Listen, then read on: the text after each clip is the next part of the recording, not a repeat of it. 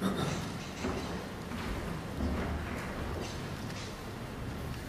had asked last week whether there was interest in doing a kind of a little seminar on doing emergency queens for the small beekeeper as a way to start nukes, and there seemed to be quite a bit of interest in it. So I've got some information here for anybody that's interested to pick up. It's also got some drawings for some simple nukes, and I'm encouraging the people that do want to come to bring a 3 or 5 frame medium nuke, and we'll put bees in it, and if all goes well, you'll take a nuke of bees home with you. It'll be 3 parts. August 18th, the first Saturday after the honey contest, we'll take the queens from the hives, and then the next Saturday we would make the nukes from the emergency queen cells, and then a month later on September 22 we would see how many nukes that we were able to make successfully. And then at that point, if you brought your own nuke and we put these in it and made it, we'd take them home. So I'll have these up here on the table if anyone's interested, and if they have any questions, then I'll be available to answer them. Thank you.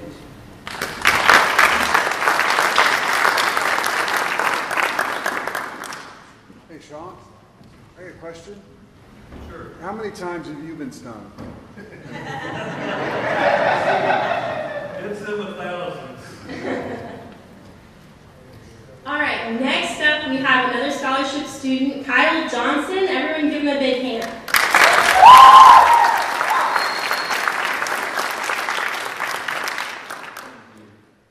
I'd like to say thank you to Mr. Talbert here and the Bee Club that's made this possible, and Hayden. He really wanted me to get into this, and I'm glad I did, because throughout the past 3 months that I've had them so far, now I've learned a few things the wrong way. Like wearing your equipment, that's very important. So you gotta remember to do that. Always smoke them. You don't want to don't do that. Don't forget that. But I have one hive, and it hasn't taken as well as the other scholarship students so far. But my deep is completely drawn out, and I have 8 group frames, and the outer 2 are full of honey. And about a month ago, I put on my first super, and they took 3 weeks before they even touched it.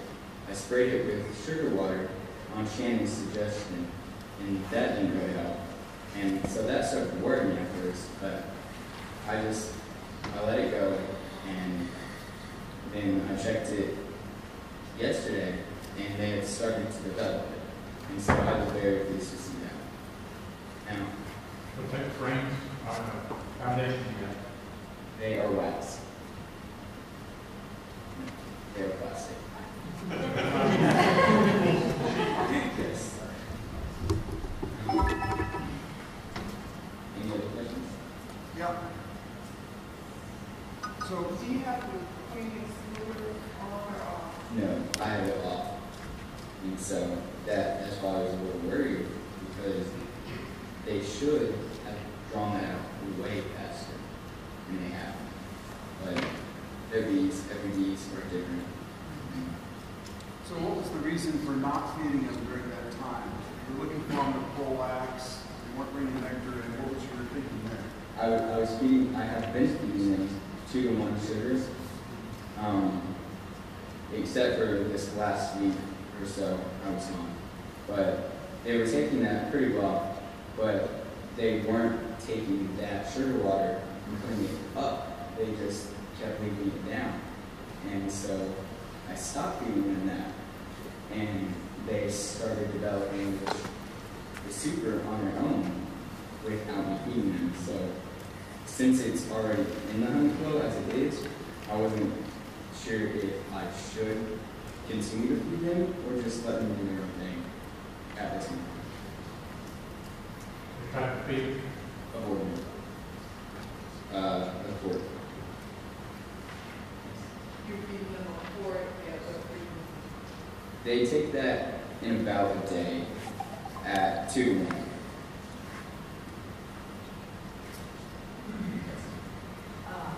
Obviously, you put that on, and you have to do that. No, I don't have Virgin yet. I have one super on.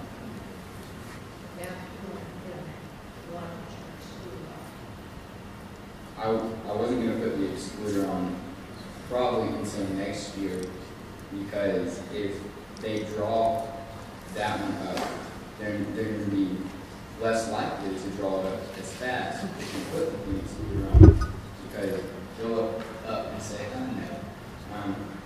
So at that point, I was just going to put the queen excluder on about a month or two before the honey flow and just let them clean those out and go from there. So you don't have to extract this year.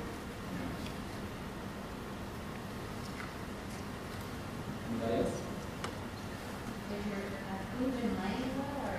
She has been. The brood I saw yesterday, it was all little eggs. I didn't have as many calf brood as I was hoping to see, but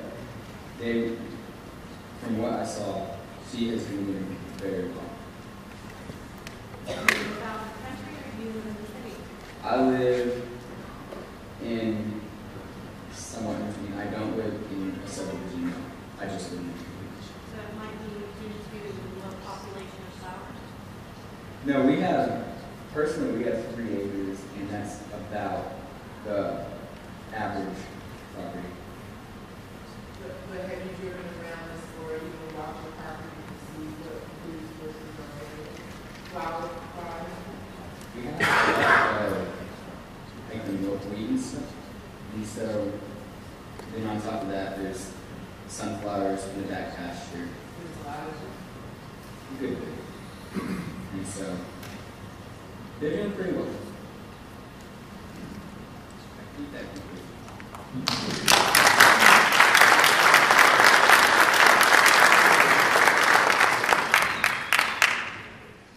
For those of you who are visiting and new to the club, our scholarship program sponsors 10 students a year. We give them the equipment they need to get started in beekeeping. We furnish them professional lessons through John Talbert's beekeeping classes in Josephine. And then we take them through a full year of growing their bees, extracting and preparing their hives for the winter time. We try to pair them up with a mentor. We have graduated several, I can't remember how many students, I think it's 100 students by now. How many? Over 125 students. The one that is, I guess, the most famous from our club is Blake Shook, who currently owns Texas Bee Supply over in Blue Ridge. He's the youngest commercial beekeeper that I'm aware of. And so our scholarship program, again, if the students are motivated, we would like to encourage them. We would like to, part of it is by giving their presentations here. We want them to share the knowledge that they gain with the community and hopefully continue to have a passion and continue beekeeping in their future. There is a lot of labor involved in beekeeping, and a lot of people these days would prefer to sit and type at a keyboard where they do less physical labor. But again, we're trying to raise up a new generation of beekeeper and hope that this will continue to inspire interest in others. For those who are members of our club or would like to become members of our club, every month we produce a bee line. We send out an electronic copy a week before our meeting. It contains notes that you will hear from the announcements here as well. We also try to supplement it with different articles of interest. If anybody ever has an article of interest that they would like to contribute, the back is just send it to newsletter@cchba.org. This also gives details of what is in blooming, books that are available through the library, reports from our Queen, Princess, Vice Presidents, just lots of information. If you have a way also to help this become more valuable to our members, please see us. We would like to continue to encourage members to read this. One of the ways, excuse me? It's an electronic copy that's sent out to members. Another thing that we do to raise funds in order to support our scholarship students in the Queen program is we produce this calendar every year. Inside are pictures that our members have submitted through our photo contest, and different people are chosen for different months. And along the side here, you will notice these are a recap of some of the monthly beekeeping tips. Monthly beekeeping tips are also in our Beeline, as well as on our club website. These calendars sell for $10 each, or 3 for $25. If you're interested in purchasing one, please see Mike Hatch, who is sitting outside in the foyer area, long gray beard, and he can help you with that. Another thing that we do to raise funds is Kurt Kaufman has been a member of our club for many years. He owns Unique Landscaping. He donates a plant every month, and then also in this Beeline gives a little write-up about that plant, its uses, its best seasons to plant, and where it will help produce nectar and pollen for your bees. He sells tickets for $1 each, and at the end of our, just before we start the second half of our session, we'll announce the winner for those. Does anyone have any announcements? Yes? I have a question from the previous one about the Honey tasting? tasting, yes. So you said bringing a little beer for tasting. So what's the jar? Okay. Two different things. We really have thought about separating this. On one day, we have 3 big things going on. The first is honey tasting. That is where you will bring in samples from your honey or honey that you have purchased from one of your trips from another location, just so you can experience how different honey tastes from different areas. That's honey tasting. It's free. It's open to everyone. It will take place during the second half of the meeting. The second is a honey contest. You submit samples of this year's extractions from your hives in one of those containers, whichever category you're going to choose. The entry is $3 each. One entry per scholarship student is free, and that will be brought to the meeting at 6 o'clock, and will probably be in that room over across the hall over here. They'll check in your entries, and what they will test how well you were able to prepare your entries. So by the clarity, the taste, the fill level, there's several different things that they judge. How much water is in your honey as well. That's part of the contest. And so all that judging will be going on during the second half of the meeting. But the announcement for the winners will not be until the September meeting. The third is a photo contest. We are needing new pictures again for this year's calendar. Some people have been submitting entries all along through the year. We need pictures of beekeeping activities or bees, in all different seasons.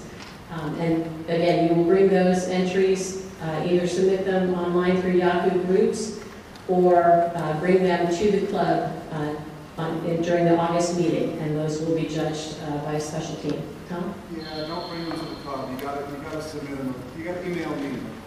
You gotta email me. We can't have them submitted and printed. We bring them to the club once we get to the top 20. What email would you like them to submit that to? It's tom_friss@yahoo.com. Tom_Friss. And it's on the slide. We'll play the music again. Okay, during the meeting. Okay. One other thing, they all need to be in landscape mode, just like the calendar has pictures in landscape mode. They need to be on their side, wider, not vertical, not tall. All right, so your pictures, make sure they're in landscape mode, wider this way, not this form. Yep. Okay. Any other questions? Rebecca? For the scholarship students that did not do under contest last year, they just forfeit that opportunity to do it previous year, or maybe it was.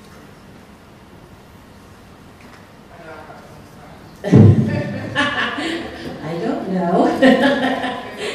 I will get back with you on that. How about that? Okay? Are there any other questions? Okay, at this time, we'll go ahead and take a 15-minute break. Please help yourself to refreshments, and if you would, hopefully you've colored in your logo for your name tags. There are signs around the room, and hopefully you will meet somebody in your area. Thank you. Please be sure to see Kurt at the playground.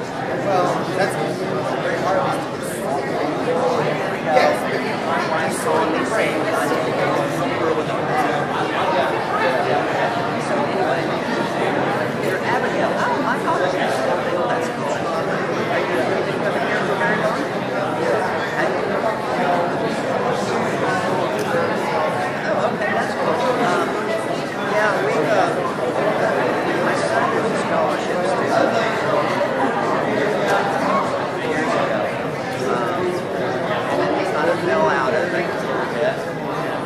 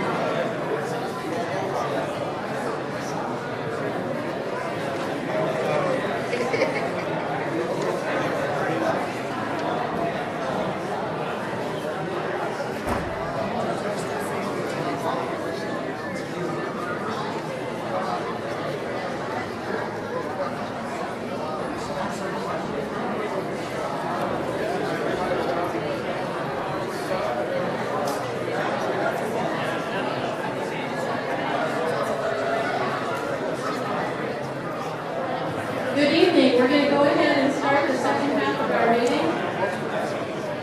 If you'll please find your seats. Anyone wishing to continue their conversations, we ask that you take it out into the hallway as sound does travel, and we'd like to have a clear presentation.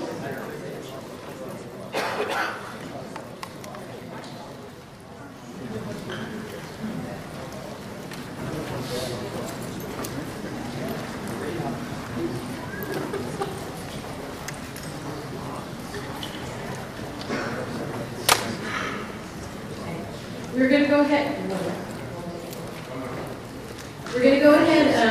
It was my bad. I forgot to announce the winners of the.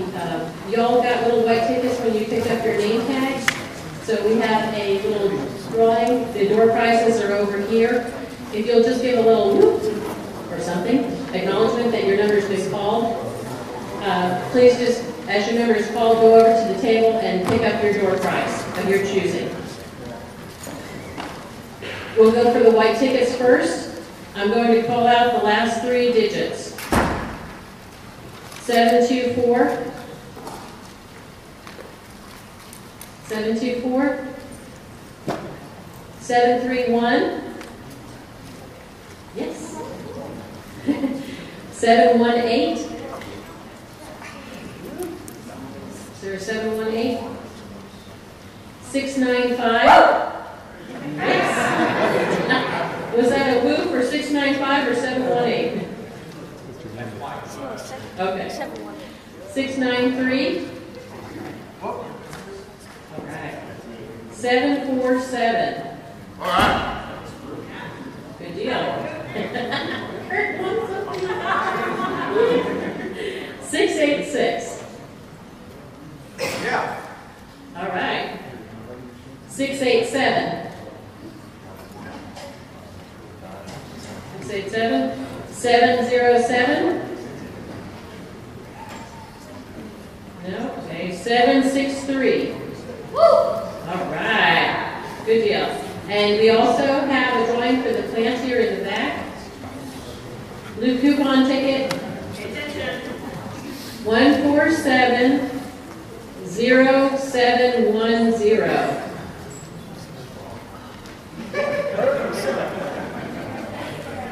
Last four digits 0710. Okay, go ahead and see Kurt in the back to pick up your planter. Thank you. And this is the other half of the first half of the meeting. This is Shannon, and we'll give our big talk. All right, everyone, how are you? Good. I like that. You guys are getting trained to respond to me a little more. Good. Well, we're really happy to have you. June and July are really busy months for Beekeeper because we are usually extracting. We're getting ready to extract if we haven't extracted yet. And it's a real experience. If you haven't done it, it is something to be sticky over. Anyhow, so I look forward to it. First off, you need to check that your supers are full. Even if it's uncapped, what you need to do is if it's uncapped but you're like, I need to extract, I think I'm running, I'm maybe even seeing some snow on the prairie, you take that open that open frame and give a sharp shake over your hive. And if it rains down nectar, you're like, oh, that's it, I can't extract it, it's too wet, it will ferment if you extract it at that point. If you give it a sharp shake and a couple little drops come out, they're probably fine, because you want at least 18% water. If you start getting even lower than that, that's great, you have really thick honey. And you might even have had some really thick honey this year because we really did have a dry season overall. So make sure that you're extracting, you're getting ready to extract. Inspect your supers. Hopefully you put on some queen excluders to prevent the queen from climbing up into your hive and laying eggs, because she has a tendency to move up. And you want to extract. If you're running out of space in your hives, you're like, my bees are boiling over and I have honey in their way. If you need more space for your bees, extracting is a great way to do that, so make sure to extract. And enjoy your honey. It's really a fun process. Now, you need to put on your supers. After you've extracted your honey, providing you have link straw supers, they're gonna be soaked. So what you actually do is you have two options. You can put your full supers back on your hives if you're like, they need space. And they'll clean them up and they'll start using them again. They're wonderful about that. They do all the repairs without you having to do anything. But if you are like, they're full enough, I pulled some honey off, I don't want to put these back on, I want to put them in storage, you want to set them outside for around 3 days. You don't want them to get wet because they will mold and it's gross. And you don't want to leave them out there too long because wax moths or hive beetles will find them. So about 3 days I find to be great. The bees have time to clean it up and then you put it into storage. You don't want to leave it any longer because you don't want to risk wax moths. Now, speaking of wax moths, you want to put in paradichlorobenzene. For those of you who may be new beekeepers and don't know what I'm talking about, when you extract your honey and you have wax inside your super, you can put it in a bag or even just in a stack and seal it up as much as possible. And you will put moth crystals, not mothballs. Mothballs will kill your hive if you put that hive back on there. So you want to read it, paradichlorobenzene. You can find it in the laundry section at most Walmarts. And if you can't find it there, talk to the person in charge and say, I can't find it. And they will usually have it for you next time. And then check it on Walmart. But you want to make sure that you put the right things in there. I actually have a friend and they have this wonderful little invention. It's a drawer. They have a stack of supers and they've sealed up the edges. But they have a little piece of wood about this big. And it goes all the way around. It's built like a square. And there's a drawer built in. It's flat. It comes out, has a little seal on each side, and you put your moth crystals on there, and then you slide it back in. It makes it extremely easy to check whether or not you have crystals during the middle of winter or any time of season that you may need to check. But, putting your moth crystals in a sock and then putting it inside of your supers, if for someone who's a beginner, it works just fine. You could put them in a trash bag as well, because it is the fumes from the moth crystals that actually kill off the moths or prevent them from coming in the first place. Swarm cells. I have actually seen quite a few hives that have attempted to swarm on me and it wasn't for lack of space. So just be keeping an eye. Even if you're like, they have loads of space, they shouldn't be swarming, make sure to get into your hive and check that they're not trying it anyway. So you want to be checking for those swarm cells. You want to look for your queen. You want to look for an excellent brood pattern, because this time of year, if you haven't extracted, you can find that they're becoming honey-bound. And for honey-bound, it means that they have their brood frame, and as those baby bees hatch out, they start filling it in with honey, which is a problem, because then the queen can't lay eggs in there. And if the honey flow stops all of a sudden, they may not want to pull out more wax up high in your next box or your super, and so they won't have any place to put that honey. They'll just continue putting it inside of those cells, and it'll cause your brood cycle and your brood production to go down, which is not beneficial for a strong hive going into the fall or even the winter. So make sure to keep an eye out for that. Now, if you have extracted, only if you have extracted, should you treat for Varroa mites. First, you want to do a check. And as a brief explanation for how to do a check, there are two ways. Two basic beginner ways. I'm not talking about any special equipment. You get a mason jar, a little pint-sized mason jar. You get a mason jar. You fill it up about that much with sugar. That much. And then you put in half of that mason jar worth of bees. How you do that is you get a newspaper. You lay out your newspaper. What? Powdered sugar. Powdered sugar. Thank you for mentioning that. Yes, powdered sugar. Not table sugar. It does not work. I didn't realize I hadn't mentioned that. Thank you for the reminder. You put out your newspaper, you get your jar ready, it has a special lid. It has the circular piece that screws on the jar, and then you have a piece of hardware cloth instead of the actual lid piece. It acts a lot like a powdered sugar shaker, as a matter of fact. So what you do is you get your newspaper with your powdered sugar in your jar, powdered sugar in jars here, you wrap up your newspaper in a comb, you have a frame full of bees without the queen. You do not want the queen in this. And you give it a sharp shake over it. And you immediately close that jar, and hopefully you have about half the amount of bees, half the jar of bees. And then you'll just take it and you'll swirl it around, and you'll keep swirling it. Now you can do this with an alcohol wash and a solid lid, and it's more effective. You will get more mites out of it generally, but you'll also kill all the bees in there. So it's up to preference, truth be told. And if you're doing powdered sugar shake, you swirl it around some more, and your newspaper is laid flat, and you start shaking out your powdered sugar to check. And what you're looking for is you're looking for little mites crawling away. Now this is only checking for what's called threaded mites. Yes? What do you do when the wind's blowing and you're doing the powdered sugar shake? Go like this. Try not to do it on a windy day, because you really can't. It's very, very hard. Your mite might just blow away. Now, if a mite hits the ground, they will die. That's nice. That's very beneficial. But if it's a hive beetle, they just pupate down there. So don't do that. Crush them when you see them. Anyhow, so make sure to be checking for your mites. That's a brief but hopefully thorough explanation of how to check for mites. And if you treat only after the honey flow, after you've pulled your supers, because most treatments involve chemicals. The only exception to that is the regular powdered sugar treatment. And that only works if you have a spring bottom board. So, make sure your bees have water. It's very hot, it's very dry. If they don't have a stock pond nearby or a stock tank or some water source that you keep clean, they'll start going to your neighbor's pool. So you want to make sure that you have a water source for them. And you can see that this picture has like some nice little rocks inside pots. You can make your water source decorative. But bees tend to like a little bit gross water. Their favorite water in my whole house is I have this old, just round pan that used to be a horse feeder. And someone gave it to us, and now it's chicken water. And so I keep it with chicken water. And it always gets scuzzy on the inside. And I can't clean it out for the life of me because the inside's all roughed up. But they love it. They will drink that whole thing down in a couple of days if I don't refill it.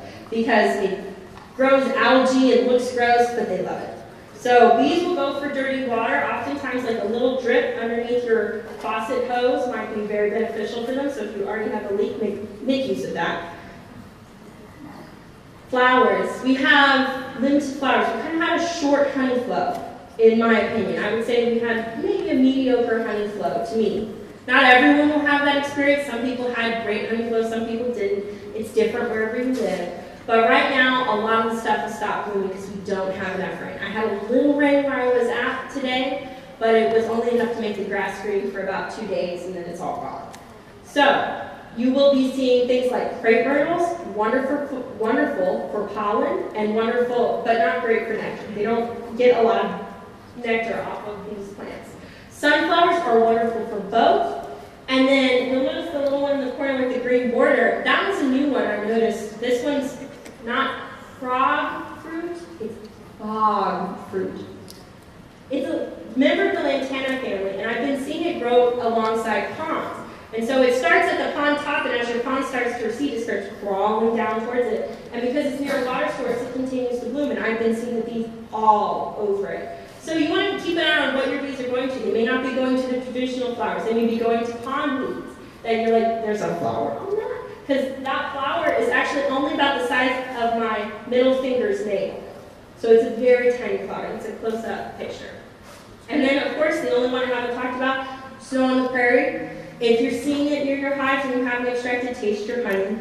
You don't want snow on the prairie. It has a nasty, spicy, burny feel. It's not pleasant like jalapeno sort of burn. It doesn't do that. It's irritating. So you want to keep an eye out for that. And a lot of plants in late summer that are blooming tend to have an irritating effect for people consuming honey. So you generally want to pull before it's getting too late. Photo competition. Just a reminder, enter your photos. And remember, they need winter photos. They're always short on winter photos. So if you have some great pictures of your beehives with icicles or snow, make sure to enter those. And for the honey competition, as they said, jars in the back. For those of you who are beginners, specifically scholarship students, you need to extract your honey. You want to put it in the jar. You want to make sure there's no floating anything in there. It should be clean because we're doing what's called polished jar judging. Who knows what that is? Polished jar. I know some people know, but they're waiting for someone else to answer. No fingerprints. It's judged purely on appearance. They don't taste it and decide. Black jar is when they taste it and decide. So polished jars, when you put your honey in, you want to make sure there's no floaty bits in there. You fill it a little full because you want to skim off the top, get all those little bubbles that rise to the top in every honey jar. And you want to make sure the lid's clean, there are no fingerprints, there's no swirls in the glass. So you want to make sure your jar is pristine in order to win. That is the point of polished jar. And you are entered in by color categories. So it's a really fun experience, Bring some honey. Also, bring it to taste for all of your friends and neighbors that are wondering, is my honey like theirs? Or is it extra peachy? So have a great day. Are there any questions? Yes. Great. Just wondering, in general, those that live over near Roy City, Farmersville, in that area, have any seen snow on the prairie in that area? I haven't. Anyone seen Snow on the Prairie in Farmersville, No. Greenville? I have not. I have not yet. And then the next question was, I know there's a lot. I'm sorry. It's a fast-paced time with a lot of information. okay, so Yes. in preparing the jars for Honey competition. the honey competition, right?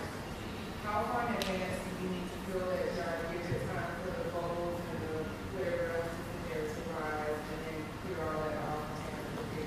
If it is hot, I prefer to do mine at minimum 3 days before, but preferably a week before, so I have leisure time, and if I don't get it done that day, it's not a problem. So I put it out in the windowsill or even in my car because it's hot. But you want to avoid jostling it because you don't want bubbles to come up. And a lot of people bring theirs in socks and then bring a spare lid to put on just to make sure that it's clean. So get more than one jar in case you break something. And if you have an extra jar, bring it to our tasting. Yes.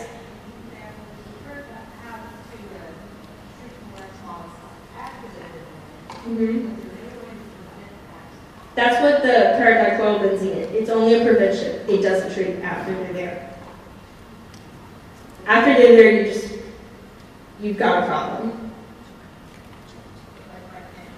Yeah, when you store your supers, you want to put your moth crystals in if they have wax in them. If they don't have wax in them, it's not necessary. But if you have supers that have wax in them, you put it in before you have a problem. Are you talking about in hive or out of hive? In the hive. The best prevention is a strong hive. That is really all that they can do. You can squish them and cut them out, get the frames out that are infected with them, and put new frames in. Is generally what it is you've just got to siphon it off. Because there's no good way, because they can't kill a wax moth that's inside a hive. The best way is just to have a strong hive that stops them before they're there, because freezing the frame prevents it, but you can't do that to a hive. So if you pull them out, definitely freeze them. Just you have to freeze them to do stuff like that, to kill all the wax moths, the hive beetles, the Varrora mites. It works very well, but not everyone's running around with a spare freezer. Does that answer your question? I'm sorry.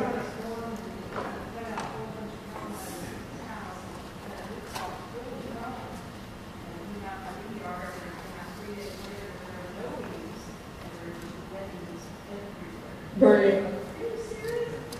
Yeah. When you get to that point, you just best to burn it, especially if it's not an actual box. Like an actual box, you can scrape it out and you can clean the box.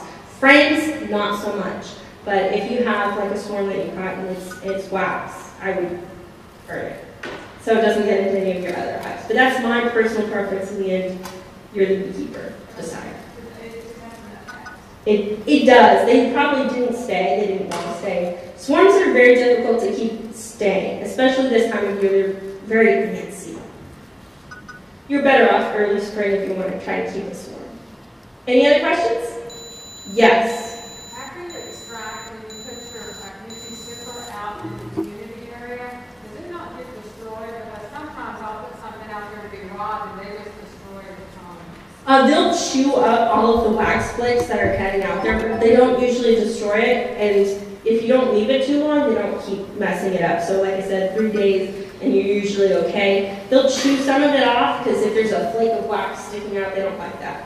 So they'll chew it off to get at honey or something like that. Does that answer your question? Yeah, If you want to put it back on an active hive, absolutely. If not trying to put it on a hive, if you just want to clean it up, how close do you leave it to a hive? you do not want to leave it close to a hive if you're setting it out. You want it a couple yards away at least, because you don't want to encourage a robbing behavior towards the hive. Thank you for mentioning that. I meant to say that.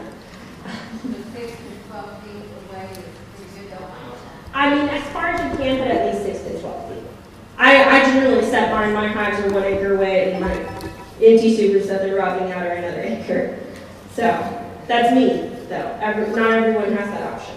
So at least a couple yards away. They're cleaning out all of the residue honey. In fact, if you ever spill honey in your car, you just leave whatever portion of the car open, and the bees will come in and they'll start cleaning it, and you just have to drive away at night. I've done it. I spilled a load of honey in the back of my poor mother's minivan when I was a beginning beekeeper, and I learned trash bags next time. Anyone else? Yes. What size fiber cloth? Number 8. Number 8, thank you. I was like, is it 3/8? I knew it was an 8. Number 8, hardware cloth, yes. Ensure that the Orson new store, farm store, you're going to stock 8 hardware cloth. That's really nice, because our 8th grade hardware cloth is kind of hard to find sometimes. You can, in some beekeeping supply stores or on magazines, they will sell little rounds that are already ready to go on the top of a jar. But I've taken up enough time, and we have a great speaker, so we want to let him get to speaking. So have a really good day. If you have questions, I can go in the back and you can ask me questions, okay? Have a great day. Bye.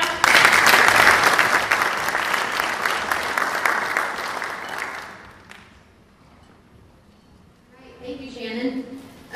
For Beekeeping 101, it's going to take place in room F122.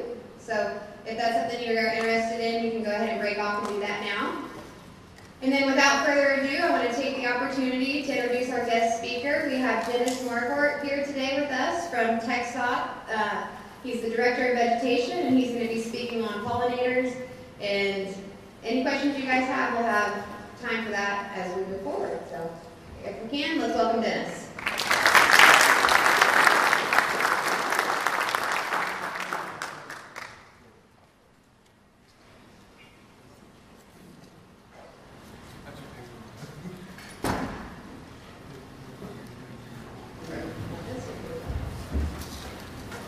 I can't ever sit still.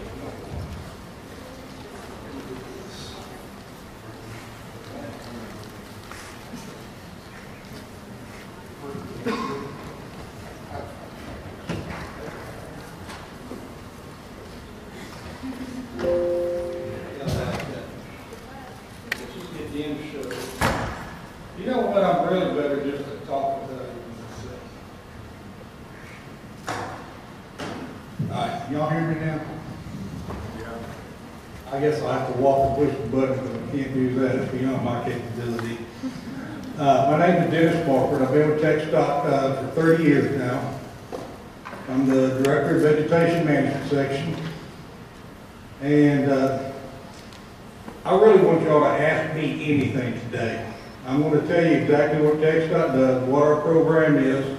I'm going to talk about the pollinators. I'm going to talk about monarchs. I'm going to talk about our vegetation management. I'm going to talk about our wildflowers. I'm going to talk whichever you want to ask about, and for what I'm going to tell you about. And I'll try to answer every question you got it. You may not like my answer, but I ain't gonna answer for you, okay? I will try to be 100% honest with you. And I'll say one thing, over the years, that I am proud of where I work. I'm proud of what we do. One of the things that I've been most proud lately about TechDOT, and I've been proud for TechDOT overall for the most part. I'm a race science major from Texas A&M, and when I got hired on the TechDOT, I was the only non-landscape architect in the group. And I was told, you really need to go find another job because you have no future in TechDOT. I guess I'm just stupid because I'm still there, all right? But I am happy because TechDOT did start seeing value in vegetation management and actually created its own group. And I'll say it from when I first started with TechDOT, there was one of me, and now there's, I think, how many is in our section? I don't know. This way, I got with me Jacob Heitstedt. He started with me about a year ago. He's an agronomist. I got him from the Railroad Commission, and he did mine reclamation. So that's a good background for us. There's 6 of us all the time, yeah. So it went from 1 to 6, so I guess they saw some value in us. But one of the things that you're going to see up here, you're going to see a Monarch and Native Conservation Plan. We are an active member of that plan. I don't know how many of y'all have looked at that plan that's been developed with the Texas Parks and Wildlife. But, and it is talking about habitat conservation, education, outreach, research and monitoring, all the different partnerships. And a lot of people don't understand. How many of y'all ever get on YouTube? If you ever do, I want y'all to look up a video called Perpetuating Pollinators. Look that up. That was done by TechDOT, actually by my section. And I'll take a plug. They did good, all right? Luckily, they didn't have me touch it, because I just break things, you know? That's why I have to fix it. But we are part of a lot of conservation groups, and TechDOT has been a big supporter of the monarch and pollinator conservation. And one of the things that I guess I've been proudest most of TechDOT is when the monarch butterfly actually got proposed to be listed. You know, the Fish and Wildlife came up to us and tried to discuss it, and when President Obama added pollinators into the FAST Act of the highway bill, saying, you know, that we're going to accept pollinator-friendly maintenance practices. You know what I said when they come up? We're already doing it. One thing that we don't do with TechDOT, we don't shoot our horn enough. If you go look around this state, TechDOT has over 800,000 acres of mowable right-of-way, 1.2 million acres of highway right-of-way.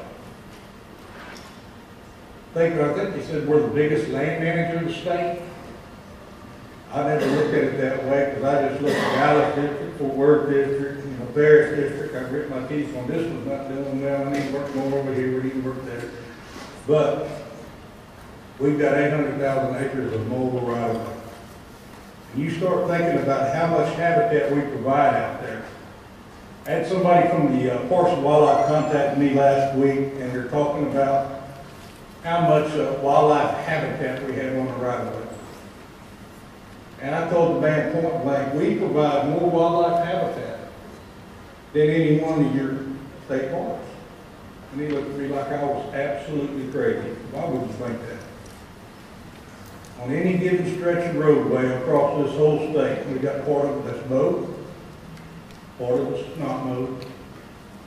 We got part of it that gets semi-mowing, some of it that gets mowed at different times, some of it doesn't get mowed. We got areas with trees on it, we got areas with shrubs on it. We got more diverse plant roots out on the right-of-way than any other place in this state.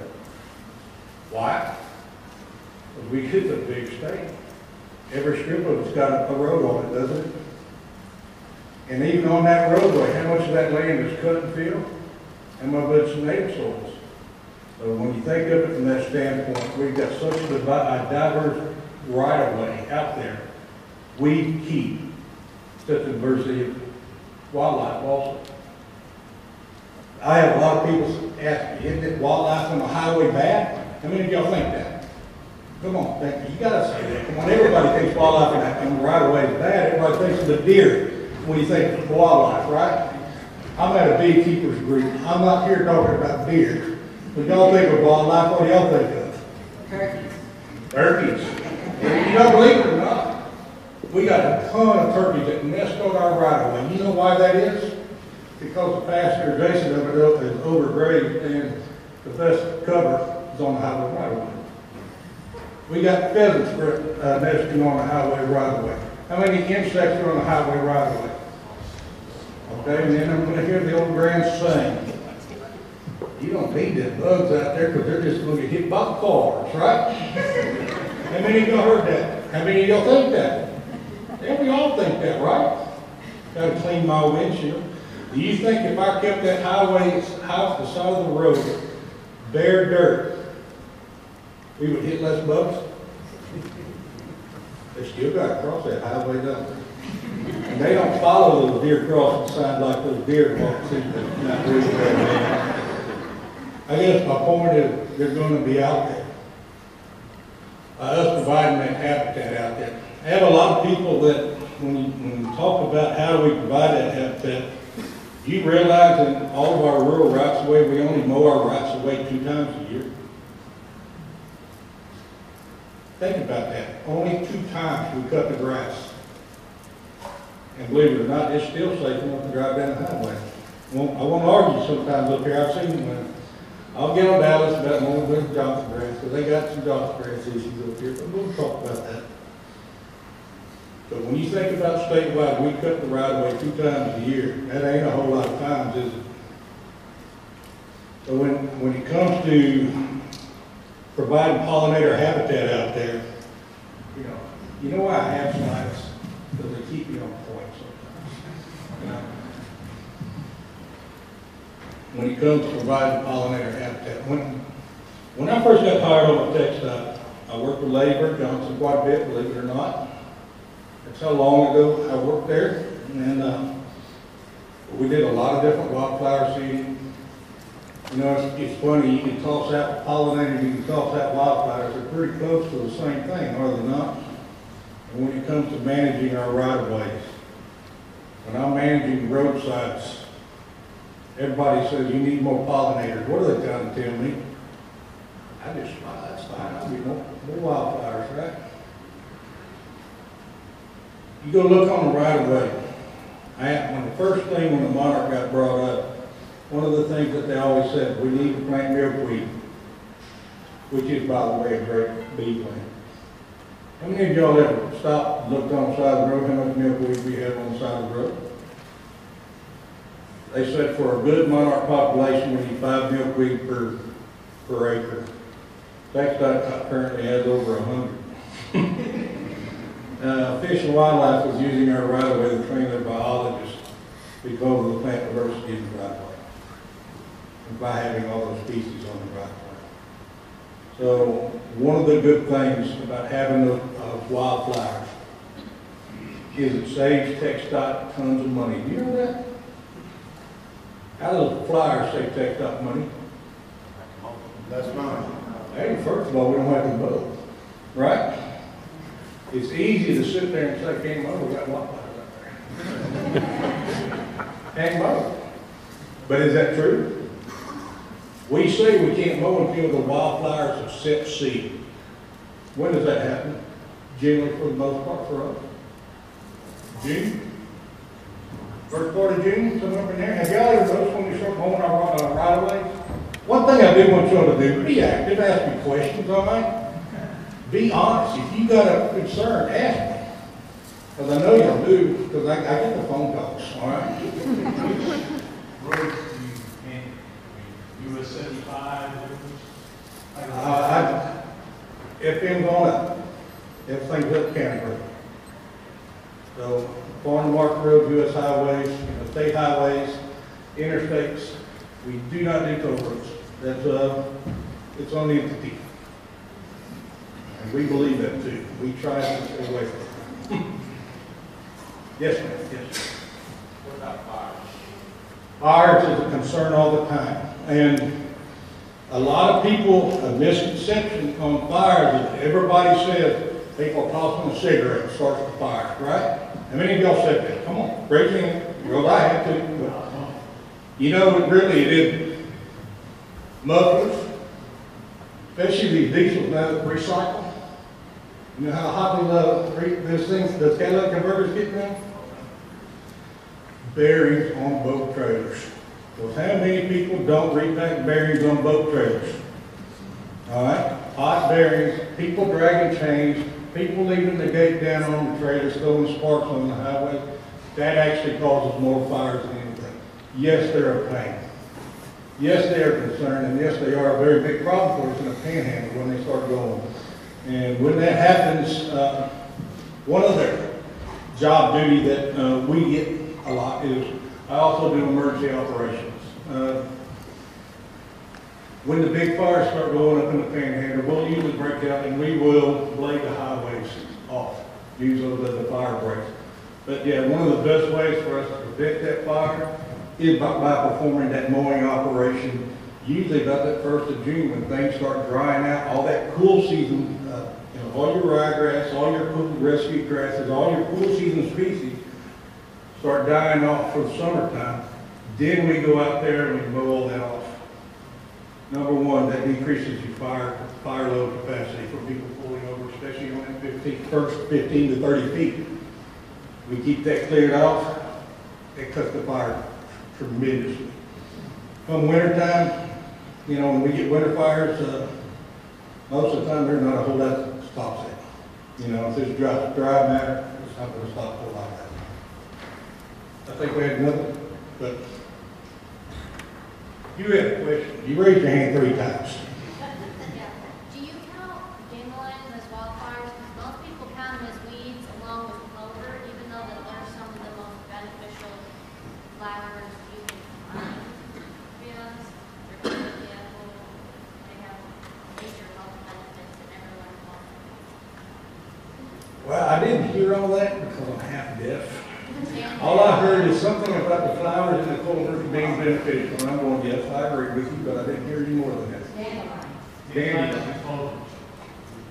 I'll be honest with you, if you look on our right of way, we've got tremendous amounts of clover, we've got tremendous amounts of dandelion. We're not planting any of that, except I will say we plant some crimson clover in East Texas. And I take some heat because that's not native. But for the most part, we do plant almost all natives except for that one. But what was the question about the dandelion and clover in the right of way being beneficial?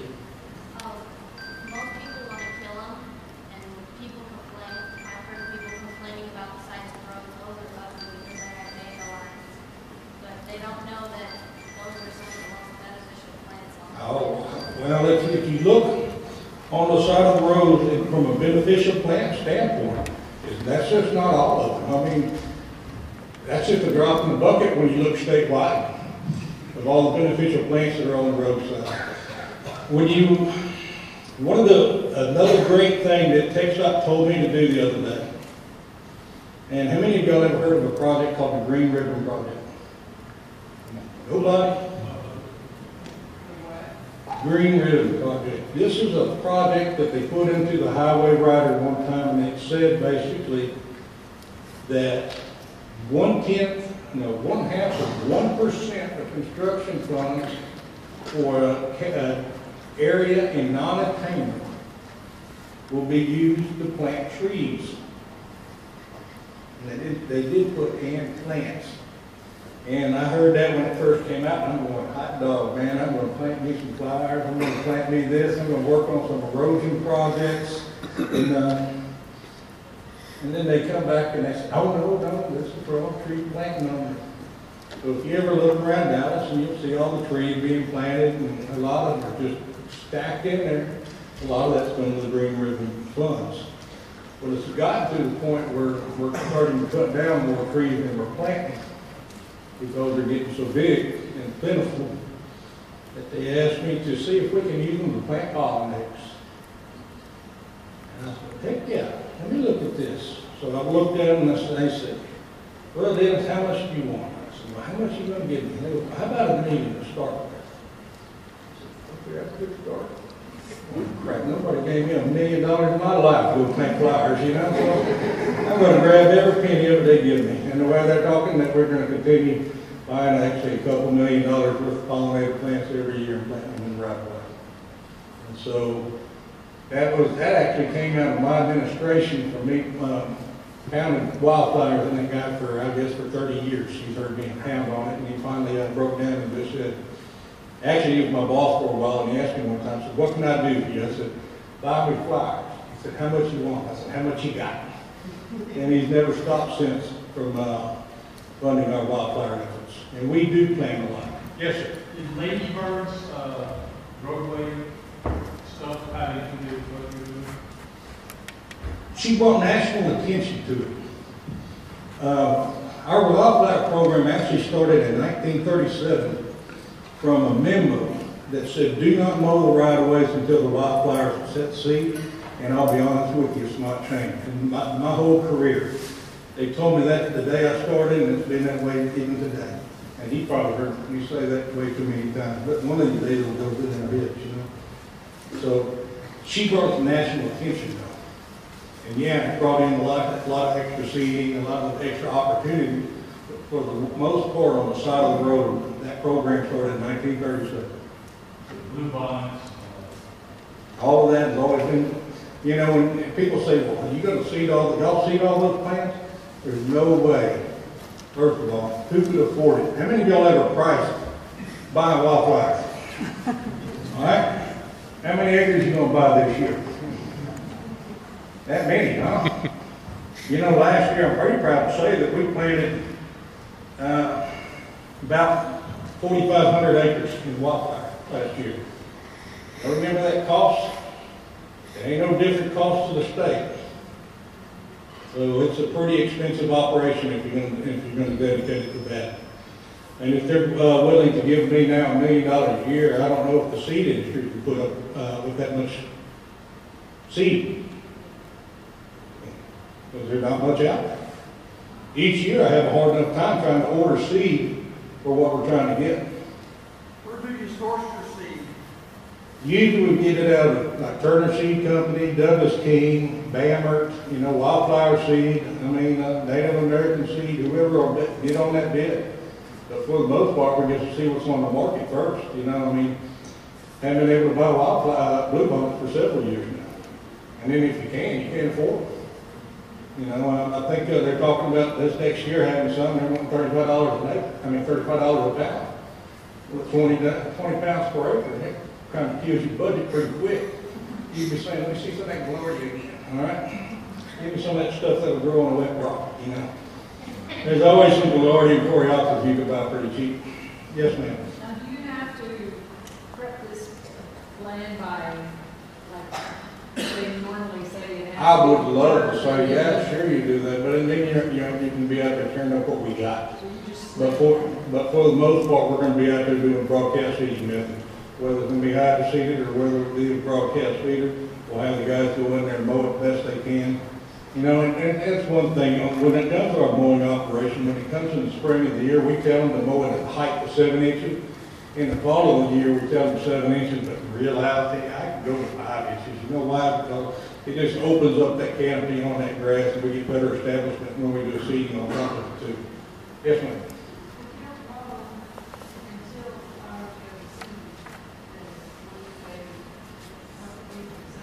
Yes, ma'am, and that's exactly how we have all those flowers on that property. Is we rely on that propagation, them doing it themselves and doing the seed, and then we mow it, and of course that helps distribute the seed. But we also do the most important mowing we do is in the fall of the year, because we do that mowing operations in October or so, and what that does is reduces that canopy and allows the germination of the bluebonnets and the other wildflowers to establish. But if we didn't do that mowing, it would shade them out, we would get established. Yes, sir. Okay.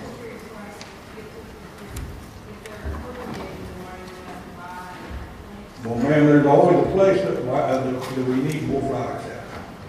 you know, that's been thin, or we've had construction projects, or you know, there's areas that just, hey, they got thin, we need some more. What time of year do you see? Typically, we do all of our seeding September, October, November, those 3 months. Now, if I'm gonna go out there and just put out just perennial species, or we get a contract that ends, you know, it's in the springtime, they wanna go seed, I'll put some of the perennial species out in the springtime, but for the most part, I do most of our wildflower seeding September through October, through November. Yes, sir. Have you done any studies on companies collecting off your highways? Oh, yes, sir. Not studies, but I've had them harvest the seed and try to sell it back to me. Yes, sir. Did you share it? No, we really haven't done any studies in that end of it, but I have had people harvest the right of way before and try to sell it back to us. Well, sell them, or have them rent, you know, be able to get it and get a percentage or something, maybe. Oh, yeah, we can try to work deals like that. You know, I hate to be honest, a lot of time when it comes to working deals, on the state point, end up losing. But, you know, it would be nice to work some of those deals that have harvest, have, you know, have to profit them, have to, you know, percentage, at least it would allow us to do it. You know, and, because we really do need some seed out there on the market. And, you know, last year, if you look at last year, even this year, we had a terrible bloom, did we not? This spring bloom was horrible. But if you think back, remember last fall, how much rain did we get last fall? And really, to have a good wildflower year, we need a good wet fall. We need rain September, October, and November. When did we start getting rain last year? It wasn't until December when we started getting rain. The problem comes by then the soil temperature starts getting so cool. The plants will germinate, but your rosettes aren't going to be very big and they're not going to form very well. And so come springtime, did you notice? I had quite a few blue bottles and things, but the flowers are small and the plants didn't hang out very long, did they? And it's all weather. To have a good wildflower year, we need a good wet fall, good cold winter, and a good wet spring. So we hadn't had that since when? A couple of years now, have we? You know, it really does make me grit my teeth when I go out and spend $50,000 in wildflower seed and go plant it and it's not raining. You know? And then people say, we're going to fly now. Oh, but we're going to give them $1 million. So, well, I'll take it. You know, that's one thing about native healing. Yes. Do you have any programs for like eradication of different species that deters the wildflowers from growing on eastern cedars? Well, when it comes to cedars, we don't want them growing on our right of way. I'll tell you that much. You know, there's really not a big program that we do on eastern red cedars except cut them off. And if they're getting to be a problem, we'll let a tree trim contract. But if eastern red are getting close to us, not a whole lot we can do except on that. There's no herbicide you can put on there. And you know, and the herbicide that does work on the cedar, I don't want on the right of way, nor are we ever going to use on the right of way. And so, and even if we did, they hang around long enough, they affect the wildflowers anyway. So we're not going to use that. So, you know, when it comes to eastern red and especially the ash juniper, and yeah, there's cedar problem on the right of way. That there's no other way for us to do except let the tree trim contractor else get out there with tools to cut it down. So, if we spray them with that thing, and you got dead cedar that's that long. We're not going right away anytime soon. You know, one thing a lot of people also don't understand, they see our big herbicide trucks driving down the highway and everything else, but people don't understand the thought process into our herbicide program. It'd be a whole lot, I'll say from a vegetation management standpoint, it'd be a whole lot easier to manage that right away if I wasn't concerned about the flowers of the year. It's a whole lot easier to manage grass by itself than trying to make sure you got the weeds there every year, isn't it?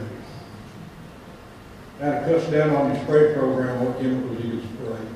And even from that standpoint, what herbicide, when it does come, the herbicide comes into textile, the first thing I'll do is look at the safety data sheet on there. If it doesn't carry a caution or warning label statement, it ain't going into the text dot system. Anything that was a danger label statement, I'm not going to put the text dot. How many of y'all think, oh man, danger label statement? How many of y'all spray danger label statements? Let me ask this question. How many of y'all have ever sprayed weeping gum? Be honest. Come on, some of you have. Everybody's sprayed some weeping gum one time in their life. You know that carries a danger label statement? Because it's irreversible eye damage? No. They breathe it. You're going to wait till it gets in your eyes, right? Chemicals like that we're not going to put in the text dot system. Before we ever buy a herbicide text dot, we're going to make sure it's covered safety stuff, and then by gosh, we're going to test it out of my section for 5 years before we'll ever move it into the state. And then I'll move it into a district first, make sure it works properly, and then I'll move it statewide. And then even every product that we get into our system, I will also put into environmental programmatic environmental impact statement to make sure it doesn't have any ill effects in the environment before we use it. So text dot is going beyond everything that we call for when it comes to our pest management program. And number one question that I get asked from beekeepers, no, we do not spray insecticides. All right? Always spray herbicides out of these trucks. One other thing that we've been working on,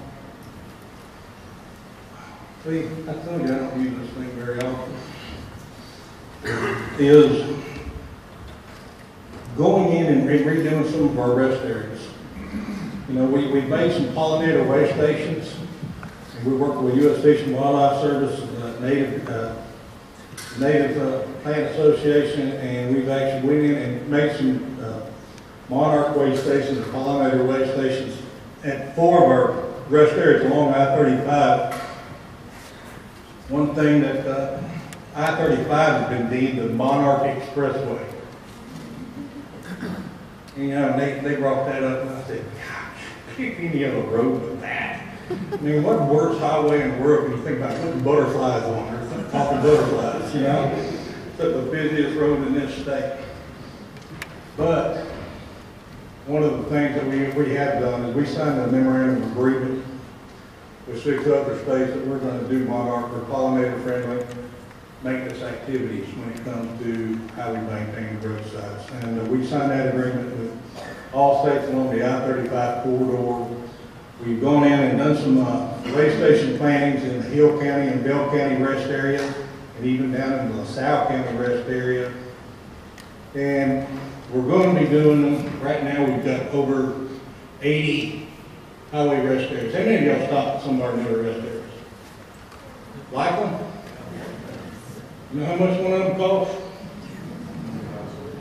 Y'all seen the nice, right? Okay. I'm not talking about the one with the air vents on the top, you know, from 1945, you know. I think we've torn most of those all down, but our newer rest areas run about $18 million each. They ought to be nice, don't you think? But one of the things that we've been working with, we've worked with all our architects and in the design and when we're making these things, they are going in and putting in pollinator-friendly plants in all the rest areas, and working with the landscape architects, putting in pollinator-friendly landscaping in these things. You know, thank God I got them away from campus grass. I mean, I don't know, it's my number one goal in text dot was get them away from campus grass, you know, but I only worked there for 30 years. But I always thought that was the only thing a landscape architect used was campus grass at Breakers. I used to be the only guy there, what do you expect? But we have been working with the landscape architects, and they have been doing a lot more pollinator-friendly design. And you know what? People enjoy stopping at a rest area, seeing lively, colorful plants, seeing all the butterflies flying around. They enjoy that. And a lot of our rest areas are getting so big, we're putting nature walks on them. We're putting in a lot more pollinator-friendly plants. I'll have a lot of people say, are you planting native only? No, I'm not planting native only in a landscape area. Okay? But we are doing a lot more native plantings from that end of it. But we are doing a lot more pollinator-friendly plantings. And that's a big step. Yes, ma'am. Is text dot expanding the non-commercial the picnic areas, or are they phased out?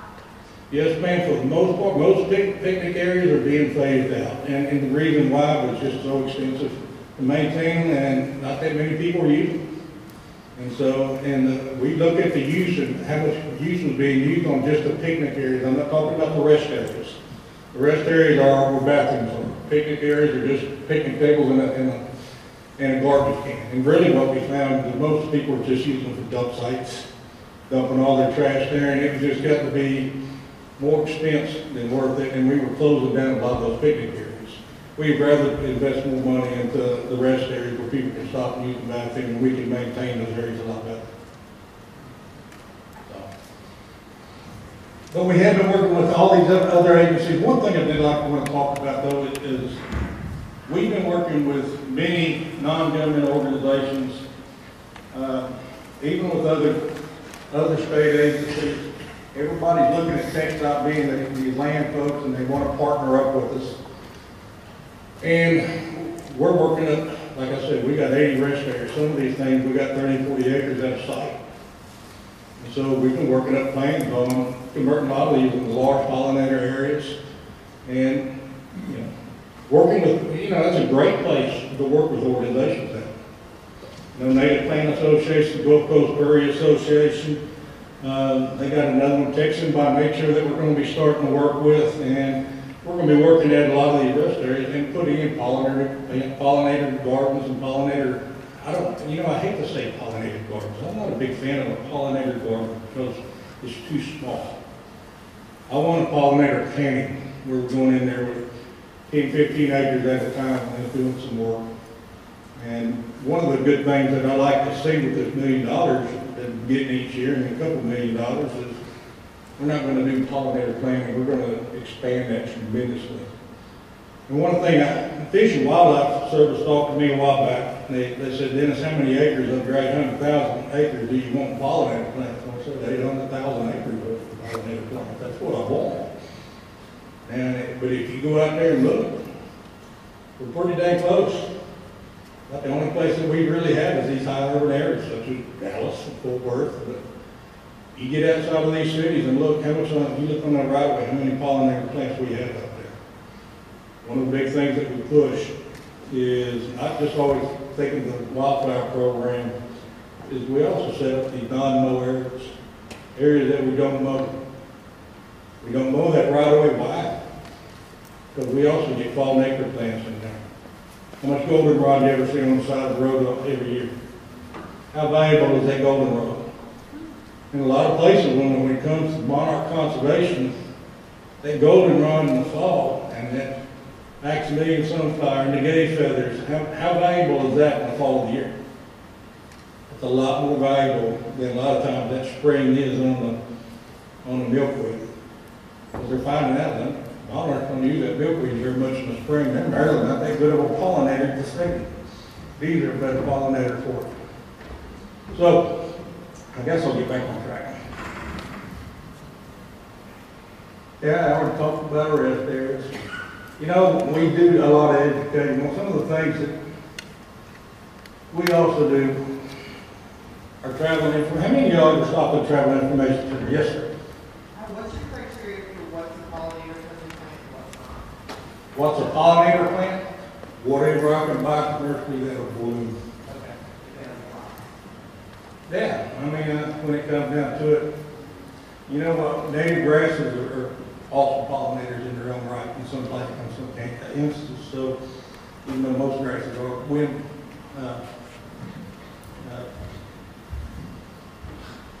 pollinated, you got like that. But the TxDOT currently at any one time has about 5,000 construction jobs open at any one time. Think about that statewide, 5,000 different construction jobs at any one time.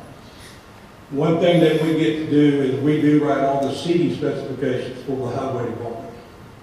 If you look at all of our seating specifications when it comes to rural specifications, they're almost probably 80% native, only 20% that we get non-natives over at East Texas, where no native species available on the commercial market, we got to rely on Bermuda grass. So when it comes from basically I-35 west and Austin south, all of our rural plantings are done 100% native. And we've got the current seed market to do it. One of the things that we've done is we lacked a seed market when it came to native vegetation and tent stock. You know, first of all, we had to comply with the Clean Water Act. How many of y'all ever dealt with Clean Water Act? You like it? No, nobody likes that thing, right? Not if you got to comply with it. This is how it works on the tech stock job. If you disturb an acre or more, you have to sign a notice of intent. Once you sign a notice of intent, you're saying that you will be responsible for protecting that roadside or that right-of-way from erosion, from eroding down into any kind of water that can affect that water. Now, to get a notice of termination on that job, we have to establish a 70% perennial vegetated cover on the side of the road. Now, what happens if you don't establish that vegetated cover is you can be held criminally and civilly liable until you get that fixed. So in other words, if you're the engineer and you put your name on that notice of intent and you don't do anything to revegetate that, and TCEQ comes out there or EPA comes out there and says you're not doing anything, you can be put in jail.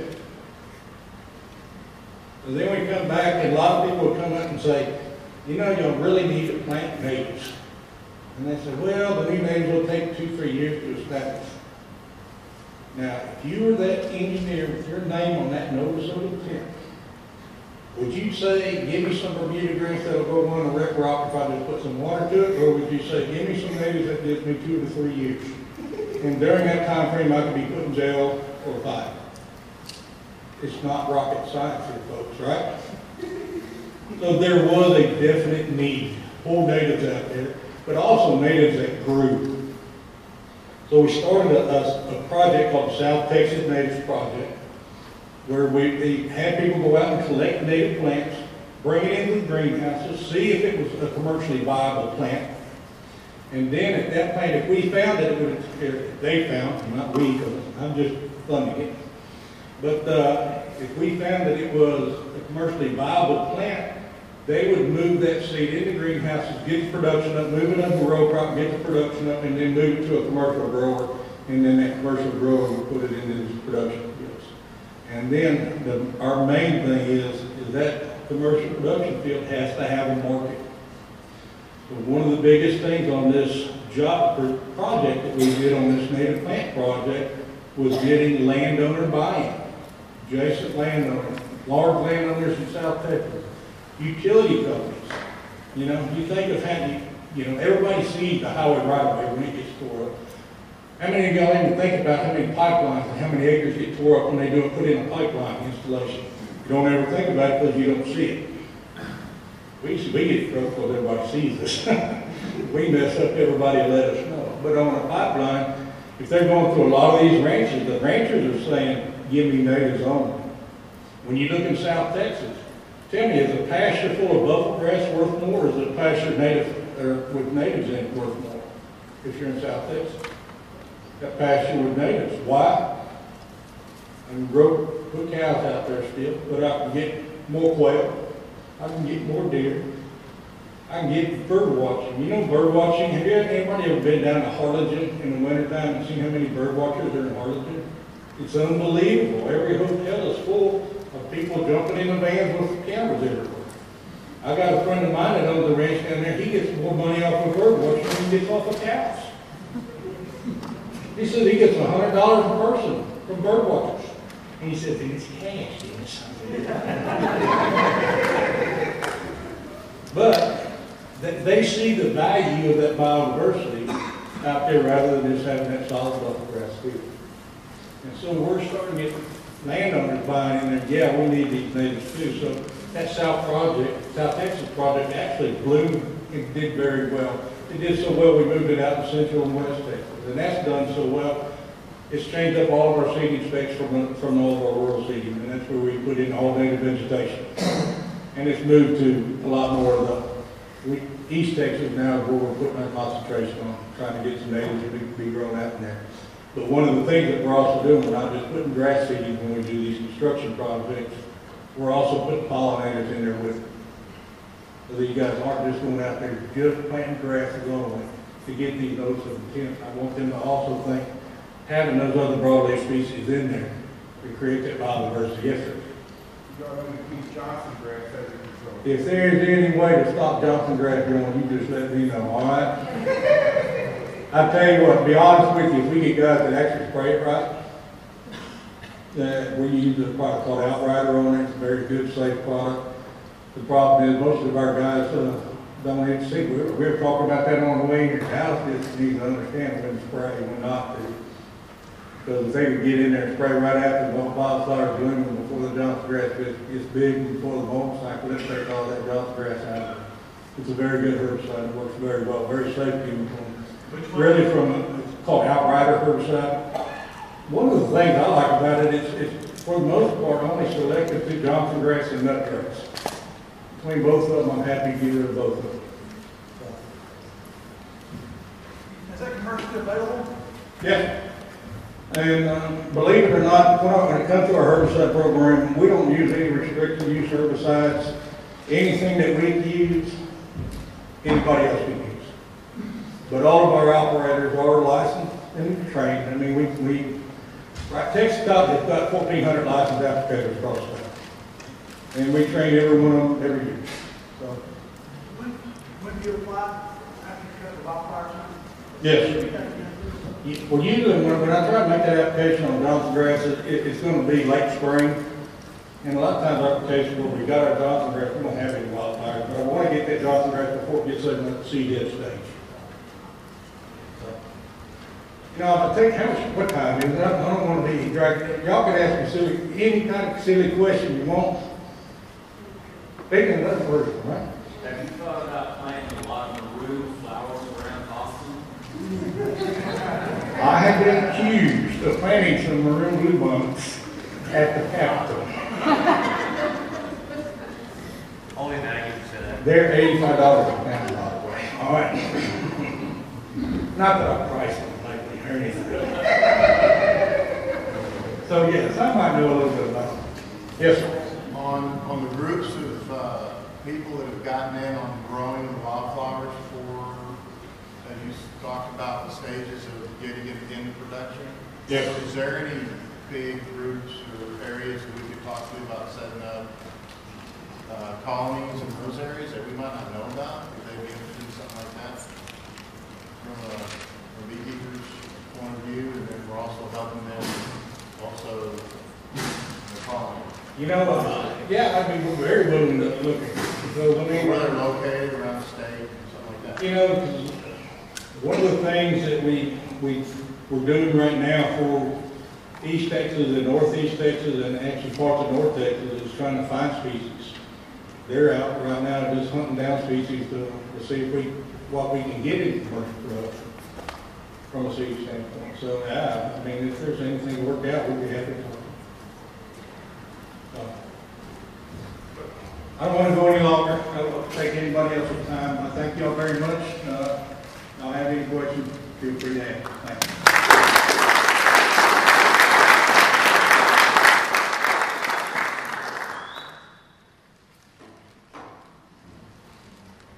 I told you I didn't need this slideshow. Here, you want to see it real fast? Yeah. You know how much it matters? No. Thank you, Dennis. Our meeting is over. Just to let you know, we had a total of 112 people here this evening. If you've enjoyed what you've heard, or if you have topics that you would like to hear presented, please let our Vice President, Carol Kaufman, know, and hopefully we can get speakers along those lines. Thank you again for coming. Have a safe trip home.